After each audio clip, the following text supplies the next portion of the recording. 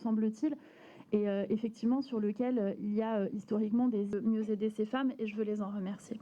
Alors aujourd'hui, je crois que notre travail, c'est de faire en sorte... Il y a des femmes qui nous disent qu'elles n'osent pas venir dans un commissariat parce qu'elles ont peur d'être mal reçues, parce que c'est difficile de raconter des choses taboues en regardant des personnes inconnues, en uniforme, dans un environnement autre. Et c'est pourquoi on lève les uns après les autres, les unes après les autres, les difficultés, en formant les policiers et les gendarmes, en créant une grille d'évaluation du danger pour que les questions soient bien posées, en faisant en sorte qu'on puisse alerter la police par SMS au 114 via une plateforme arrêtonslesviolences.gouv.fr, et aussi désormais en portant plainte hors les murs, en dehors du commissariat ou de la gendarmerie, dans un environnement où vous êtes rassuré, chez un ami, chez votre avocat, à l'hôpital, chez votre médecin, dans un environnement safe que vous connaissez déjà. Voilà, de garder un œil sur les enfants tout en prenant la plainte de la victime à proximité. Donc voilà, c'est rassurant et pour la victime. Depuis 2 ans, on demande plus aux gens parce qu'il y a le masque.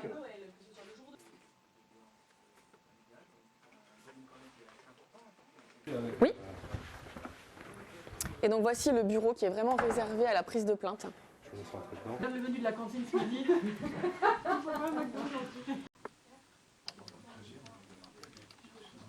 Moi, je veux surtout valoriser et soutenir l'action des forces de l'ordre pour les encourager justement et rappeler encore une fois que dans l'immense majorité des cas, les plaintes se passent avec beaucoup d'empathie, beaucoup de soutien et se passent bien. Mais pour la minorité des cas dans lesquels ça se passe mal, c'est évidemment inadmissible. C'est aussi pour ça qu'on a rappelé avec le ministre de l'Intérieur que le refus de plainte n'est pas possible. Refuser de prendre une plainte, c'est illégal. Le code pénal détermine qu'on est obligé de prendre la plainte, de bien la qualifier, et on veut surtout que 100% des plaintes soient transmises au parquet pour que la justice puisse s'en saisir.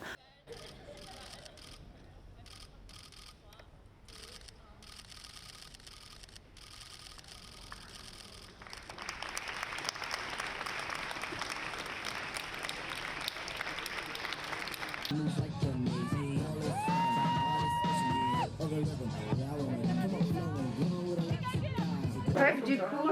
Pétanque, ça donnait pétanque.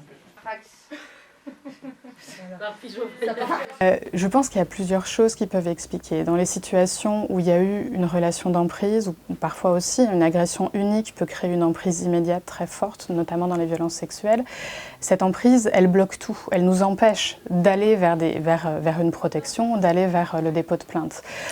Vous avez aussi le fait que des situations de traumatisme entrave complètement la victime dans sa capacité à penser. Ça fait partie de la symptomatologie post-traumatique. Donc mettre en place des choses pour se protéger derrière, c'est très difficile. Et puis, il y a sûrement une part de peur, de méconnaissance aussi de ce fonctionnement-là, de quel accueil on va pouvoir avoir. Ce qu'on entend beaucoup aussi, c'est que l'accueil, il n'est pas toujours bon, ce qui n'est pas forcément une réalité. Ça peut être ça peut arriver, mais ce n'est pas une réalité généralisable. Et donc, ça fait peur aussi de se dire je ne vais pas être entendu, je ne vais pas être bien reçu. Il y a tout l'obstacle à franchir dans le fait d'aller au commissariat. Avec notre carte professionnelle. Oui. Il n'y a que moi qui parle. Et c'est nominatif. Ouais, mais c'est celui d'ISME.